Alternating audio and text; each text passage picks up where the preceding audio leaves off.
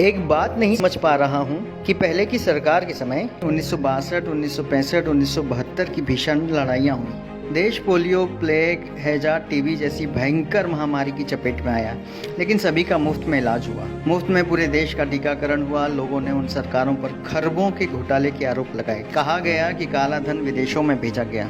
कथित भ्रष्टाचार की खूब चर्चा रही। बावजूद इसके देश में बहुत सारे सरकारी कारखाने व कंपनियां खड़ी हुई। सरकारी अस्पताल, सरकारी कॉलेज, सरकारी स्कूल बने। सरकारी नौकरियों में कोई कमी नहीं रही। लोगों को नौकरियां दी गई। जो व्यक्ति इंटर मैट्रिक पास कर जाता था उसे घर से बुलाकर नौकरियां दी गई। तनख्वाह में कोई कमी नहीं रही। भत्ता हर वर्ष लगातार बढ़ता था। महंगाई भत्ता 131% तक दिया गया। सबसे अधिक वेतन वृद्धि छठे वेतनमान में मिली। सरकारी कर्मचारियों को पेंशन दिया जाता था। देश की जीडीपी 10% से ऊपर थी। आखिर तमाम घोटाले और भ्रष्टाचार से घिरी सरकारें यह सब कैसे कर लेती थी, जो दिव्य महापुरुष की सरकार नहीं कर पा रही है? जबकि वे विदेशों से काला धन वापस ले आए। नोटबंदी से भी देश का काला धन वापस आ गया। जीएसटी से सरकारी खजाना भर गया।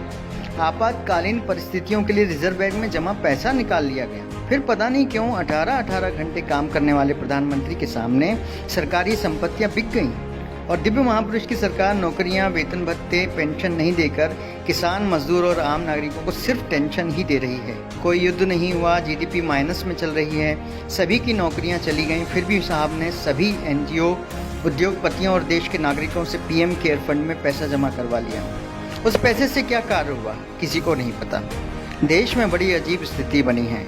अगर कोई सवाल कर रहा है तो उसको पाकिस्तानी या देशद्रोही बोला जा रहा है। मेरे ख्याल से उन युवाओं को तो अब कम से कम अब जाग जाना चाहिए जो पढ़े लिखे होने का दम्भ भरते हैं।